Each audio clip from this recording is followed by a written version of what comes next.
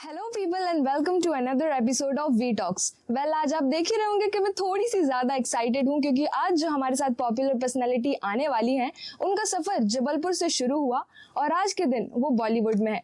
जी हाँ, उन्होंने काफ़ी रियलिटी शोज़ भी जीते हैं और वो काफ़ी सारे रियलिटी शोज़ का पार्ट भी रही हैं। वेल, मैं आज आपको मिलवाने वाली हूँ इशिता विश्वकर्मा जी से, जो आज के दिन हमारे जबलपुर की शान है। तो आइए आज जानते हैं कि उनकी जर्नी, उनका स्ट्रगल और उनके सपोर्ट के बारे में। तब तक के लिए ऐसे ही बने रहिए मेरे यानी आरजे अनन्या के साथ, ओनली ऑन वी टॉक्स, हमेशा आपके साथ। You are listening V Talks on V Radio 89.6. हमेशा आपके साथ।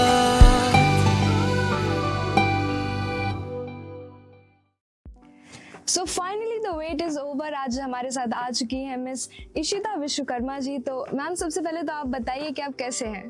बिल्कुल अच्छी हूँ, बहुत अच्छा लग रहा है आपसे मिलके। ओके, जैसे कि आप जबलपुर से ही हैं तो आप अपना कुछ एक्सपीरियंस बताइए कि आपकी जर्नी के बारे में, कि आप कहाँ जबलपुर से लेके आपके बॉलीवुड तक का सफ़र कैसा रहा। जबलपुर से मुंबई तक का या बॉलीवुड तक का सफ़र काफ़ी इंटरेस्टिंग रहा, उतार चढ़ाव भरा। और मुझे ऐसा लगता है कि जबलपुर से मुंबई तक का सपना सोचना बहुत ही एक अलग दुनिया जैसा हो जाता है, क्योंकि जैसे जबलपुर में बहुत सुकून की और ऐसी ज़िंदगी है, बहुत ज़्यादा मतलब डिस्टेंसेस नहीं हैं, आराम से कहीं पे भी जाना आसान है और बहुत सारी ऐसी बेसिक चीज़ें हैं जो मुंबई में आप मतलब कदम रखते और दुनिया भागती हुई नज़र आती है। और each and every person in Mumbai जो बहुत मतलब हार्ड वर्क में लगा हुआ है, बहुत मेहनत कर रहा है और बहुत भागा दौड़ी है। हाँ, तो बहुत डिफरेंस है दोनों जगह पे। तो लेकिन अब मुझे ऐसा लगता है कि शायद काफ़ी कुछ है ऐसा जो मुंबई में अब जमने लगा है, क्योंकि कहीं ना कहीं जबलपुर से हम लोग ने मुंबई मूव किया ही इसलिए था कि जो इस एज का जो एक वो ड्रीम होता है या एक जो हमें एक यंग एज में नहीं एक रहता है कि यार ये करना है लाइफ में, यार वो करना है लाइफ में। तो आई एम हैप्पी कि भले ही हार्डवर्क ज़्यादा है, मेहनत ज़्यादा है, बट कहीं ना कहीं उसके लिए सही डायरेक्शन में मेहनत कर पा रही हूँ और डायरेक्शन मिल पा रहा है लाइफ में। सो या ओके, दैट्स रियली नाइस कि एक एक्चुअली सही डायरेक्शन मिलना बहुत ज़्यादा ज़रूरी होता है किसी भी करियर के लिए। एग्जैक्टली। तो आपने जैसे बताया, तो इसमें आपके करियर में आपका सबसे बड़ा सपोर्टर कौन रहा है। मेरी मम्मा, वो सबसे बड़ी सपोर्टर रही हैं हमेशा से, क्योंकि चाहे कैसी भी परिस्थिति रही हो लाइफ में, कैसा भी चाहे उतार चढ़ाव आए हो, चाहे मुश्किल दौर रहा हो, कैसी भी सिचुएशन रही हो, mummy has been my strongest pillar of strength. और मम्मी हमेशा मतलब सीसॉ के उस तरफ बैठती हैं। लाइक फॉर एग्जाम्पल, कभी भी जैसे अगर मैं जीतती हूँ या कभी सक्सेस मिलती है या कभी कुछ अच्छा अचीव करती हूँ, तो she is always there to say कि बहुत कुछ नहीं कर लिया लाइफ में, अभी बहुत कुछ नहीं है, कोई पहाड़ नहीं तोड़ लिया। हमारी जबलपुर की भाषा में बोले तो कोई पहाड़ नहीं तोड़ लिया, कुछ बहुत नहीं कर लिया, अभी बहुत कुछ करना बाकी है, या अभी ये अचीव करना है, अभी वो अचीव करना है, अभी गोल और बड़ा होना चाहिए। सो मम्मी हमेशा इस तरीके से रही हैं। फिर चाहे लाइफ में फेलर्स आए हों या कभी मैंने निराश होके हताश होके कहा हो कि शायद मुझसे नहीं हो पाएगा या शायद मैं नहीं बनी हूँ इस चीज़ के लिए, तो शी वॉज ऑलवेज देयर कि मतलब ऐसे कैसे नहीं हो पाएगा। Like always Indian moms are like always ना कि ऐसे कैसे नहीं हो पाएगा, ऐसे कैसे सोच सकती हो कि नहीं बनेगा, बिल्कुल बनेगा, ये भी बनेगा, वो भी बनेगा, कोशिश करनी पड़ेगी, मेहनत करनी पड़ेगी। तो That's how she has been, you know, हमेशा एक ऑपोजिशन में खड़ी रही है, लेकिन हमेशा उन्होंने मुझे सपोर्ट किया है। अच्छा, हमेशा वो मेरी स्ट्रेंथ बनी है। ओके, दैट्स रियली नाइस कि हाँ, मैंने भी नोटिस किया, जैसे मेरी मम्मी भी है ना, वो हमेशा मुझे बोलती रहती हैं कि चलो इतना हो गया ना, ठीक है, और मेहनत करो भी इस चीज़ में, ये कोई बड़ा चीज़ नहीं है, और थोड़ा सा और ज़रा सा और कर लो, ऐसा करके मतलब हमेशा मम्मी लोग स्ट्रेंथ बने ही हैं सबके। वेल, आपकी अगर इंस्पिरेशन की बात करी जाए तो आपके इंस्पिरेशन कौन होंगे। इंस्पिरेशन एक्चुअली कोई एक जन नहीं होता, जो जैसे हमको लगता है ना कि हमको मोटिवेशन लेना है कहीं से, तो मोटिवेशन आपको कहीं से भी मिल सकता है। और ये initially one by one change होता रहता है। एंड ये मेरा सजेशन भी है लोगों को कि जैसे कई लोग होते हैं कि ये हमारी आइडल हैं, हमको सिर्फ इनके जैसा बनना है, हम ये जो करेंगे हमको वो करना है। Never do this. मतलब आपकी लाइफ लोगों से इंस्पायर होना अच्छा है, लेकिन अपनी लाइफ आपको खुद बनानी चाहिए। तो मेरे लाइफ में कई सारे इंस्पिरेशंस रहे हैं। मैंने श्रेया घोषाल जी को बहुत इंस्पिरेशन अपना माना और उनसे बहुत कुछ सीखा। अरिजीत सिंह जी को बहुत ज़्यादा मैंने सुना है, उनसे बहुत कुछ सीखा है, इंस्पिरेशन मानती हूँ उन्हें। फिर लता मंगेशकर जी, जो मतलब मुझे लगता है उनसे ऊपर या उनसे बड़ा तो कौन ही हो सकता है, उनसे बहुत कुछ सीखा है, समझा है और बहुत कुछ उनका ढालने की कोशिश की है। आशा जी हो गए, किशोर दा, रफ़ी साहब, और ये तो हो गए म्यूजिकल इंस्पिरेशंस। बट ऐसे भी बहुत है ऐसे इंस्पिरेशंस लाइफ में जिन्होंने कहीं ना कहीं मुझे लाइफ में बहुत अच्छा गाइड किया है। जैसे बहुत सारे हैं, जैसे कई लोगों का मैं सुनती रहती हूँ, चाहे वो स्टैंड अप कॉमेडीज हो गई या फिर चाहे वो स्पिरिचुअल जो लर्निंग्स जो पॉडकास्ट या फिर रील्स के थ्रू आज हम देखते हैं। पर मैंने उनके बहुत पुराने और पहले पढ़ा भी है और देखने का भी बहुत शौक है, सुनने का भी बहुत शौक है। तो मुझे ऐसा लगता है कि आपके लाइफ में कोई एक आइडल या एक इंस्पिरेशन नहीं होना चाहिए। You should always have multiple inspirations, जिनकी जो बात आपको बहुत अच्छी लगे उसको ग्रास्प करो, ले लो एंड आगे बढ़ो। करेक्ट। और एक अपनी अलग एक पहचान बनाएं आप। हमेशा ये नहीं होता कि आप सिर्फ अपने आइडल के जैसे ही बने, जैसे कि मैम ने कहा, तो आप अपनी एक अलग पहचान भी बना सकते हैं अपने इंस्पिरेशन को ध्यान में रख के। जैसे कि अभी आपने कहा कि आप लता जी को इंस्पिरेशन मानते हैं अपनी कहीं ना कहीं, तो जब आपको रियलिटी शो में छोटी लता का टाइटल दिया गया तब आपका क्या रिएक्शन था, आपको कैसा फील हुआ था तब? एक्चुअली बहुत अनबिलीवेबल था मेरे लिए, क्योंकि लता मंगेशकर जी अपने आप में एक बहुत बड़ी यूनिवर्सिटी हैं और उनसे जितना सीखा जाए, उनके संगीत का जो ख़जाना है उससे जितना कुछ लिया जाए उतना कम है। तो मुझे ऐसा लगता है कि एक विरासत अपने संगीत के रूप में वो छोड़ कर गई हैं और मेरी खुशकिस्मती है, ये सौभाग्य है मेरा कि शायद इतने सालों से जो उनको सुना, उनको समझा, उनसे सीखा और उनके गानों की जो समझ अपनी बनाने की कोशिश की, वो लोगों को मेरे गानों में उसकी झलक कहीं ना कहीं दिखाई दी। तो लिटरली मेरे लिए बहुत बड़ी बात है। That's really nice. तो और जैसे कि हम लोग देखते हैं कि आपने कितने सारे सेलिब्रिटीज़ के साथ काम किया है, तो यदि आपका एक्सपीरियंस पूछा जाए तो आपका सबसे अच्छा एक्सपीरियंस किसके साथ रहा है? एक्चुअली सबके ही साथ एक्सपीरियंस हमेशा बहुत अच्छा होता है, क्योंकि मैं किसी एक जन के बारे में बात ना करूं तो मैंने मुंबई में स्पेशली ये जितने भी बड़े लोग हैं या जितने भी हमको लगता है ना कि ये तो बहुत बड़े आर्टिस्ट हैं, बट मुझे ऐसा लगता है कि ये सब लोगों की कहानी ना कहीं एक जैसी होती है। मतलब इन्होंने शुरू एकदम जीरो लेवल से किया होता है एंड एक एक करके धीरे धीरे स्टेप बाय स्टेप कर करके वो लोग उस मुकाम तक पहुंचते हैं। तो मैंने आज तक जितने भी लोगों के साथ काम किया है, चाहे वो मनोज मुंतशिर सर हों, चाहे वो शिल्पा शेट्टी जी जजमेंट में रही हैं, किरण जी हैं, फिर ऐसे अगर काम करने की बात है तो अरिजीत सिंह जी के साथ गाने का मौका मिला, फिर श्रेया घोषाल जी के साथ, और बहुत सारे ऐसे लेजेंडरी आर्टिस्ट्स हैं, बहुत सारे ऐसे बहुत कमाल के आर्टिस्ट्स हैं जिनके साथ काम करने का मौका मिला। तो एक चीज़ जो मैंने कहीं ना कहीं उनसे सीखी या जो मुझे समझ में आया कि ये चीज़ जो ये लोग बिल्कुल बाय हार्ट फॉलो करते हैं, दैट इज़ हार्ड वर्क। और मुझे ऐसा लगता है कि there is no substitute for hard work, और बहुत मेहनत करते हैं सब। तो कहीं ना कहीं ये सब लोगों को देख के, उनके साथ काम करके ना मुझे भी बहुत इंस्पिरेशन मिलती है। जैसे फॉर एग्जांपल जब भी हम कॉन्सर्ट्स वगैरह में जाते हैं, मनोज सर की अगर मैं बात करूं तो मैंने खुद देखा है कि रात भर वो स्क्रिप्ट्स लिख रहे हैं या फिर काम कर रहे हैं एंड देन सुबह से अपनी प्रैक्टिस में लगे हुए हैं कॉन्सर्ट के लिए। वो भी हर एक कॉन्सर्ट की जो पूरी स्क्रिप्ट बनाते हैं, पोएम्स लिखते हैं, जो कुछ भी उन्होंने कंटेंट रेडी किया होता है उसकी प्रिपरेशन करते हैं, 2-3 घंटे स्टेज पर टायरलेसली परफॉर्म करते हैं, देन वहाँ से तुरंत लौट के वापस काम पे लौट के आते हैं। So I have seen this kind of work culture जो कहीं ना कहीं बहुत मोटिवेट करता है और ये एहसास भी दिलाता है कि भाई अभी तक भले ही हमने बहुत मेहनत की ऐसा हमको लग रहा है, बट ऐसा नहीं है। हमसे कहीं ज्यादा मेहनत करने वाले लोग इंडस्ट्री में या फिर इंडस्ट्री में पहुंचने के लिए काम कर रहे हैं।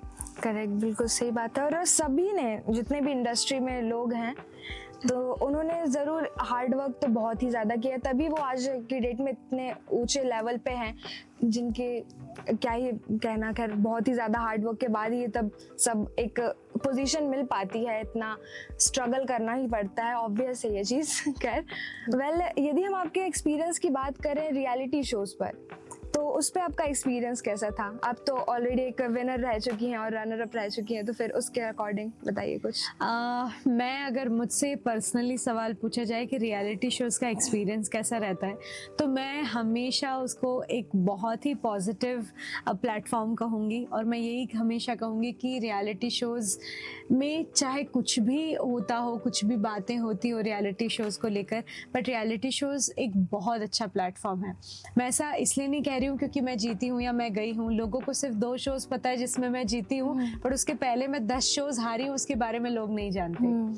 तो मैं हमेशा से रियलिटी शोज़ को एक बहुत अच्छा प्लेटफॉर्म मानती हूँ, क्योंकि जैसे for a girl like me, जैसे मैं एक स्मॉल टाउन गर्ल रही हूँ, मैं जबलपुर में पली बड़ी, तो हमारे लिए स्पेशली मुंबई जाना, मुंबई जाके स्ट्रगल करना, या फिर वहाँ की इतनी महंगी लाइफस्टाइल को बिना कोई करियर के या बिना कोई सोर्स ऑफ इनकम के अफोर्ड कर पाना, ये मेरे लिए एक ऑलमोस्ट नेक्स्ट टू इम्पॉसिबल बात थी। तो मुझे ऐसा लगता है कि रियलिटी शो एक बहुत अच्छा रोल प्ले करता है। जब मैं जबलपुर में थी, मेरी स्कूलिंग चल रही थी, तो उस वक्त मुंबई तक जाने का या मुंबई पहुंचने का सिर्फ एक रास्ता सामने नजर आता था कि भाई ये शो आ रहा है, ये रियलिटी शो है, उसके ऑडिशन यहाँ हो रहे हैं, उसमें जाके देते हैं, अगर सिलेक्ट हो गए तो मुंबई जाने मिलेगा, मुंबई रहने मिलेगा। करेक्ट। तो मुझे ऐसा लगता है कि रियलिटी शोज की सच्चाई या उसके पीछे जो कुछ भी हो, but to be very honest, reality show एक बहुत अच्छा रास्ता है। अगर आप एक छोटे से शहर से मुंबई जाकर मुंबई में काम करना चाहते हैं, मुंबई में अपना कोई नाम बनाना चाहते हैं, तो जैसे we belong from a like middle class background है ना, we are from a very humble background, तो हमारे पास इतनी अफोर्डेबिलिटी या फिर उस लाइफस्टाइल को जी पाने की हमारी इतनी अफोर्डेबिलिटी नहीं होती है। तो आई बिलीव कि रियलिटी शो एक बहुत अच्छा रास्ता है वहाँ तक पहुँचने का। एटलीस्ट आपको उस लायक बना देता है, या फिर किसी भी आर्टिस्ट के लिए एक ही चीज़ है, वो है उसकी पहचान।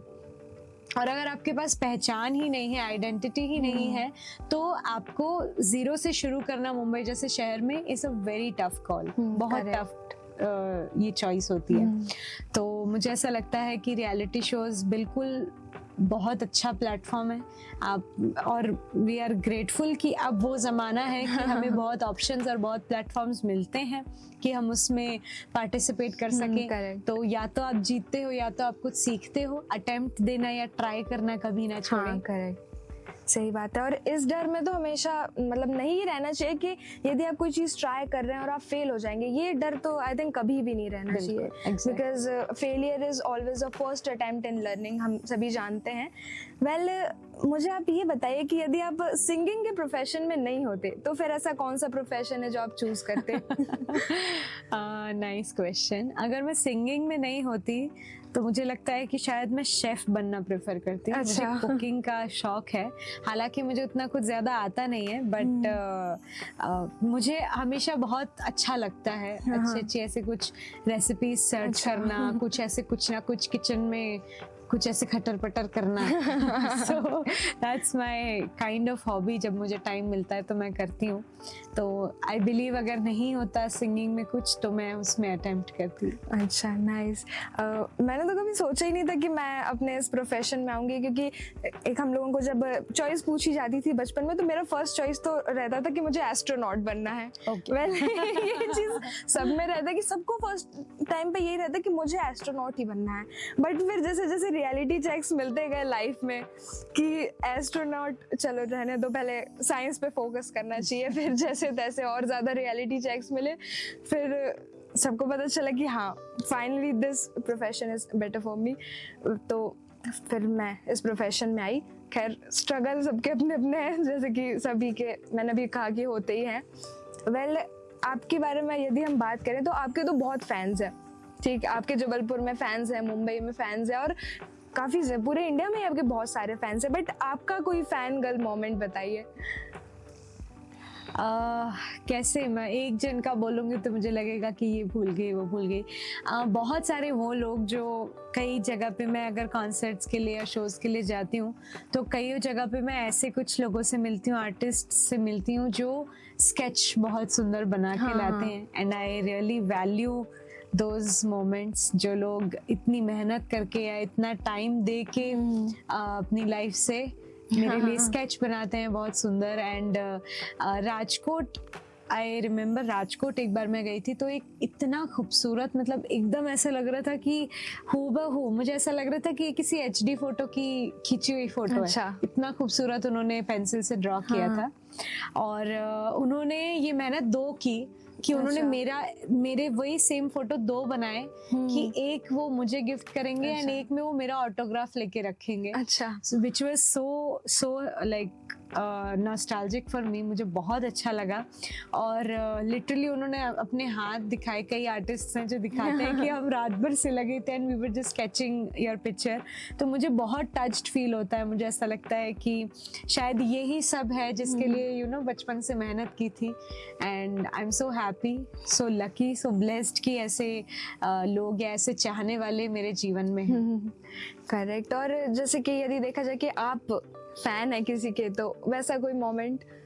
बिल्कुल, काफी सारे ऐसे मोमेंट्स हुए हैं। जब श्रेया घोषाल जी से फर्स्ट टाइम मिली तो मेरे लिए बड़ा एक ऐसे गोल्डन मोमेंट हो गया था क्योंकि मैं लिटरली उनसे मिलने के लिए बहुत ज़्यादा मतलब बेसब्र थी। और ऐसा होता है ना कि जिनसे आप लिटरली मिलना चाहते हो, जिनको आप लिटरली देखना चाहते हो, उन्हीं से आपकी मुलाकात बड़ी मतलब एकदम तड़पा के होती है, इतनी इजीली नहीं मिलती। और ऐसे आप पूरी इंडस्ट्री से मिल लोगे, सबसे मिल लोगे, बट जिनसे आप लिटरली चाहते हो कि हाँ यार मेरा ड्रीम है कभी मेरे को इनसे मिलना है, इनके साथ फोटो लेना है, उन्हीं के साथ बहुत सालों लग जाते हैं। तो श्रेया जी से जब मैं पहली बार मिली तो वो एक फंक्शन था, वहाँ बैक स्टेज में उनसे मिलने गई एंड कोइंसिडेंटली उसी दिन उनकी वेडिंग एनिवर्सरी भी थी। तो बहुत सुंदर एकदम इंडियन अटायर में वो ड्रेस्ड होके आई थी। तो मैं उनसे जैसे ही जाके मिली एंड शी सॉ मी, उन्होंने 1 मिनट के लिए मुझे देखा एंड शी सेड कि आई नो यू। तो मुझे बड़ा अजीब लगा, अनोखा लगा कि कैसे, मतलब हाउ डू यू नो मी। मेरे लिए बहुत मतलब अजीब बात हो गई कि मैम आप मुझे जानते हो, ये मेरे लिए कितनी बड़ी बात है। देन उनको लाइक उनकी मेमोरी की दाद देनी पड़ेगी कि उनको ये सब याद था। ड्यूरिंग द लॉकडाउन उन्होंने एक कॉन्टेस्ट निकाला था, उनका एक गाना रिलीज हुआ था, अंगना मोरी। तो उन्होंने एक कंगना मोरी चैलेंज करके एक इंस्टाग्राम पे बनाया था एंड मैंने क्या किया कि मैं तो डाई हार्ड फैन रही हूँ हमेशा से। तो जिस दिन वो गाना रिलीज हुआ I was just stripping it on loop, बिल्कुल लूप में बजा बजा के उसे सुन रही थी पूरे time and it was ready, मैं बिल्कुल रेडी थी वो गाना गाने के लिए। तो उन्होंने जब कॉन्टेस्ट अनाउंस किया, मैंने उसको अच्छे तरीके से तैयार करके अपना वीडियो वगैरह बना के एंड पूरा प्रोडक्शन, म्यूजिक प्रोडक्शन करके बहुत अच्छा, जितना हमसे हो सकता था वैसा हमने बनाया। एंड उसमें ऐसा लिखा था कि जो भी ये कॉन्टेस्ट जीतता है तो उन्हें श्रेया जी से मिलने का मौका मिलेगा एंड उनका ऑटोग्राफ मिलेगा। So my goal was just कि मुझे मिलना है एट एनी कॉस्ट, मुझे मिलना है श्रेया घोषाल जी से। फिर उसके बाद क्या हुआ कि मैं वो कॉन्टेस्ट जीती एंड श्रेया घोषाल जी ने लिटरली अपने फीड पे शेयर किया and it was such a happy moment for me, बहुत मेरे लिए बड़ी बात थी। लेकिन उस टाइम पे क्या हुआ कि उन्होंने हमें काफ़ी अच्छे वो ऑटोग्राफ साइन और गुडीज और कुछ हमें सेंड किया, लेकिन लॉकडाउन और ये कोविड का इतना ज़्यादा सब बढ़ रहा था तो उन्होंने यही अपने कॉन्टेस्ट में अपने सोशल मीडिया के थ्रू शेयर किया कि जो मिलने वाला सेगमेंट था वो शायद नहीं हो पाएगा बिकॉज ऑफ द लॉकडाउन और कोविड। बट तब से जो मेरा था कि नहीं मुझे एनी हाउ मिलना है एंड मैं मतलब ये बड़े लोगों की दाद देनी पड़ेगी इस मामले में कि मतलब श्रेया जी अगर आज इस मुकाम पे हैं तो ऐसे ही नहीं है। द मोमेंट उन्होंने मुझे देखा वो मुझे पहचान गई एंड उन्होंने कहा कि अदरवाइज उन्होंने टीवी पे भी देखा एंड बाद में जो मैं गाने वगैरह डालती रहती हूँ उन्होंने वो भी देखे हैं। So that was such a lovely moment for me and काफी अच्छी बात है। ऐसे मोमेंट्स ऐसा लगता है कि ये मोमेंट्स कभी खत्म ही ना हो, ये मोमेंट्स बस Exactly. चलते रहें और एक हैपनिंग लाइफ ऐसी ही चलती रहे। वेल देखिए, आप म्यूजिशियन हैं और आप बहुत अच्छे, लिटरली मतलब you are absolutely beautiful as well. Thank तो यदि अगर हम बात करें कि आप कोई ऐसी चीज़ मुझे बताइए जो आपको करना पसंद है बट आप उसमें अच्छे नहीं हैं। मुझे करना पसंद है बट मैं उसमें अच्छी नहीं हूँ। I think dance. मतलब मुझे डांस करना पसंद, आई मीन पसंद ऐसे है कि एक हैप्पी, एक वो डोपामाइन रिलीज होता है, तो मतलब it's a happy thing to do. But मुझे ऐसा लगता है कि मैं शायद उतनी अच्छी नहीं हूँ डांस में। अच्छा। तो may be dance, yes. Okay nice. Well हमारे पास आपके लिए एक रैपिड फायर राउंड है। ओके। ओके स्टार्ट करते हैं। What's your favourite thing about music? What's my favorite thing about music? Listening to songs during a road trip Okay. and looking at the sceneries. That's my favorite thing about music. Okay. I love it. मुझे भी literally long drives and songs were Deadly combination. correct, absolutely correct. And what's one bucket list item that you want to fulfill this year? This year, I have literally thousands of things in my bucket list that even my bucket says बस कर, बहुत डाल चुकी है. To get my own house in Mumbai. Okay, that's really nice. Next, what's your favorite music genre? Music genre. Like apart from what I sing, Whatever you want to say. I really like to listen, Punjabi. Okay, nice. Same pinch. Actually, वो मैं गाती नहीं, उतना मुझे बनता नहीं है, but I love to, just listen to it. मुझे अच्छा लगता है, उसका Okay. ग्रूव पसंद है.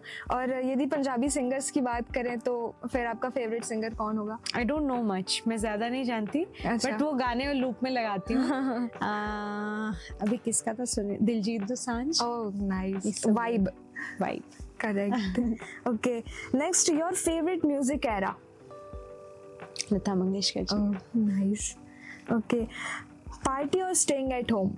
Staying at home always. Always. I crave कि मुझे घर में रहने मिले. अच्छा.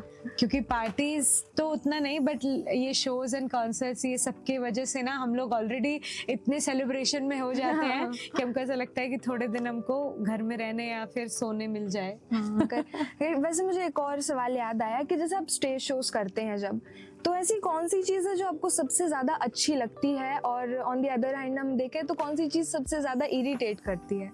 ओके, इरिटेटिंग ना मुझे ट्रैवल लगता है. हाँ. क्योंकि ट्रैवल इसलिए मुझे बड़ा इरिटेटिंग लगता है क्योंकि कई बार ऐसा होता है ना कि हमारा बैक टू बैक कहीं ना कहीं अलग अलग जगह पे होता है. हाँ. जैसे मान लो आज हम जबलपुर में, कल हमें कोलकाता पहुंचना है, वहां से हमको मान लीजिए बैंगलोर पहुंचना है, फिर वहां से हमें दिल्ली पहुंचना है.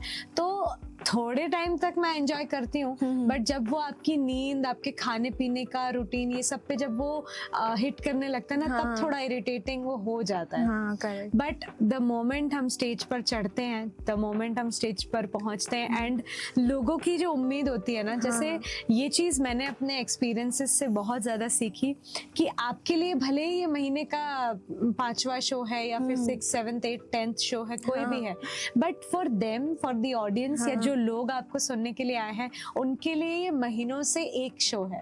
करेक्ट. महीनों से दे वर वेटिंग कि वो दिन आए और वो सुनने के लिए जाए, एंड आप उनके साथ ये चीज, जो ये मोमेंट है, वो सेलिब्रेट करो.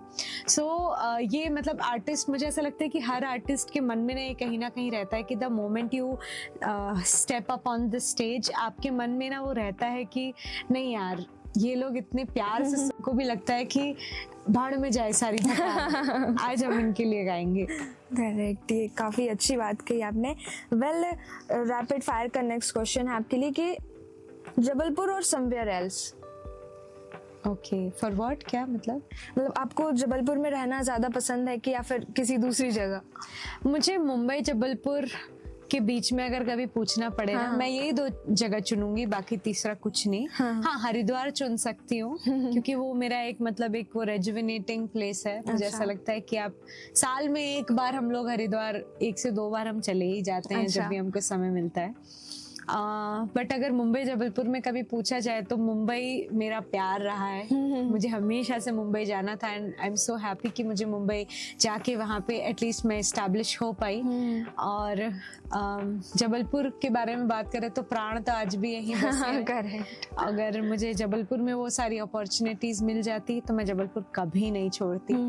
बट यही है कि वो एक मूवी का डायलॉग है ना कि कहीं पे पहुंचने के लिए कहीं से निकलना बहुत जरूरी होता है। करेक्ट, बिल्कुल सही बात तो है। जबलपुर में नो डाउट एक बहुत अच्छी लाइफ है, सुकून है, बहुत प्यार है, लोग इतना चाहते हैं, पसंद करते हैं। कभी मैं अगर कहीं भी जाती हूँ या कुछ तो जिस तरीके से लोग प्यार देते हैं, जिस तरीके से लोग ट्रीट करते हैं, ये मतलब बहुत ब्लेस्ड लोग होते हैं जिनको लोग इतना प्यार देते हैं। बट स्टिल ये दुनिया छोड़ के जाना मुंबई एंड वहाँ मेहनत करना, तो मुझे ऐसा लगता है कि जबलपुर में नो डाउट बहुत सुकून है, बहुत प्यार है, सब कुछ है। बट एक ही चीज मेरे मन में आ जाती है कि ये उम्र या ये जो एज है मेरी, ये शायद अभी सुकून या आराम की नहीं है। This is my time to work hard. और जो है इसी लाइफ में, बाकी अगर इन फ्यूचर रिटायरमेंट का सोचा कभी 50-60 के बाद, देन डेफिनेटली जबलपुर। सही बात है, आपने बिल्कुल सही कहा कि कुछ बनने के लिए आपको कहीं से निकलना पड़ता ही है।